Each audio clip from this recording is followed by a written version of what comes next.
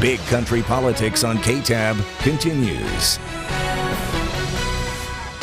Thanks so much for staying with us here on Big Country Politics. We're going to talk about some areas of North Abilene, and joining us now is Rostin Kellerman, the new Executive Director of ICAN, which stands for Interested Citizens of Abilene North. What a cool acronym, right? It worked out really well. I've been there about 6 months now, so it's pretty new still. Awesome. So for those that don't know, tell me exactly what ICAN does. What is the mission? So we're the neighborhood association for the Carver neighborhood, which, just so everyone knows the geographic area that we're talking about here, from west to east, that's Pine to Treadaway, and from south to north, that's North 6th to either North 16th or even all the way up to Ambler, depending on who you're asking. So we've been the neighborhood association there since 1994. And how we actually started, there was a lady named Gladys Abar who started noticing this rash of drug-related crimes that were happening in the neighborhood, and she just said enough is enough. And so she started gathering people from the neighborhood. She started gathering different stakeholders from around the city, and they started figuring out what it would take to get the crime down in the neighborhood and to get the neighborhood looking sharp again, to turn it back into the neighborhood they knew it could be. So for most of the time of our work in the neighborhood, it's been that work of removing the negative aspects of the neighborhood. And we've done a lot of great work in that area, and the neighborhood has, over that course of time, looked a lot better because of it.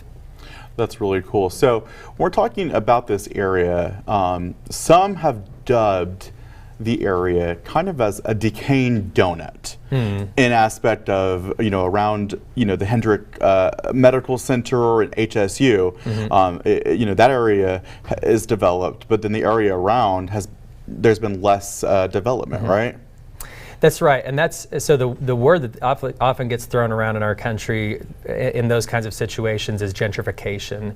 Now, before gentrification happens, which, just so we're clear on the definitions here, gentrification is when decaying city centers have middle class to upper class people come back into the neighborhood and rebuild, and ends up pushing out the lower income folks that live in the neighborhood. But before that happens, what we see is a lot of times these neighborhoods have lost economic development. A lot of the folks that were putting businesses in those neighborhoods, that were putting housing in those neighborhoods, stopped generations ago, and those neighborhoods just slowly started falling apart over time. And so whenever I talked a minute ago about how we've done so much work of removing the negative from the neighborhood, well, in many ways we've almost contributed to that, to the donut effect, because we've contributed a lot of those blighted homes getting torn down because they needed to be torn down. But until now, we've never had any plan for what we wanted the neighborhood to look like in the future.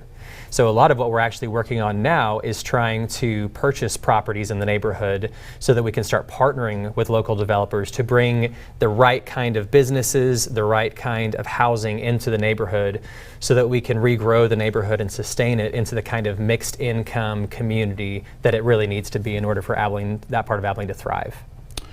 Now, in this Carver neighborhood, what can you tell me about the people who live there? A lot of them have lived there for quite a long time, in generations, right? Yeah, a lot of the folks that are there have been there for generations. Their families have been there for 3-4 generations. A couple of my board members even are people whose grandparents and great-grandparents lived in the neighborhood and have these deep historic roots in the neighborhood.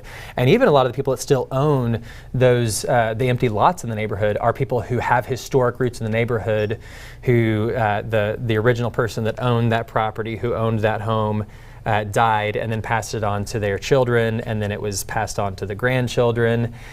Which also means there's a lot of complicated, a lot of the plots of land are very complicated ownership-wise, because they'll have 6-7 owners, and so purchasing those plots means sorting out all those liens.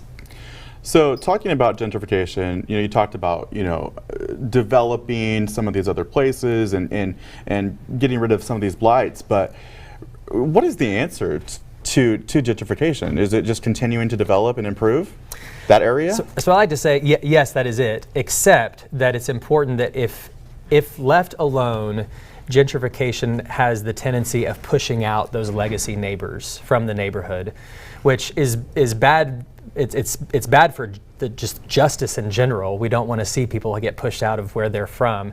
It's also bad economics, because when people are pushed out of where they have historic roots, that means that the people that care about that neighborhood are being pushed out of that neighborhood and getting pushed to a neighborhood that they don't care about as much and aren't going to take as good of care of. But if we can actually help those people to have a better life in the neighborhood that they care about, then it creates more stable neighborhoods. Again, creates those mixed income neighborhoods, which we're seeing across the country are more stable and economically viable neighborhoods in general.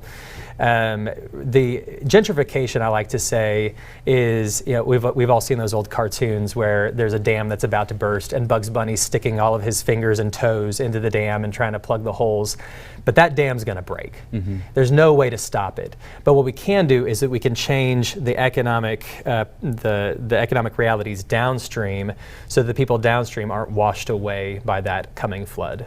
Okay, so when we're talking about improving this, how is ICAN working with these neighbors to improve their properties? Is that something you guys are doing? Absolutely. So we actually do have a neighborhood cleanup that's happening this weekend. We've invited the entire neighborhood, and we have even people outside the neighborhood that are going to come help with this neighborhood cleanup. Right now it's looking like we're going to have between 40 and 50 people come. We're going to do some lawn mowing. We're going to pick up a lot of trash. We're going to talk to neighbors and find out who's in the neighborhood that can't actually take care of their property, and we're going to help them do whatever we can to help them get their property looking spick and span. There's also a lot of absentee owners in the neighborhood, and for those, we're probably actually just going to call the city and say, hey, can y'all contact these folks and tell them that they need to mow their lawns.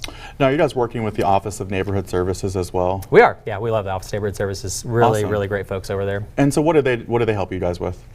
So we are, funding is one area that we're looking at with them. We've applied for the annual Community Development Block Grants allocation that's it's currently in the process of going through.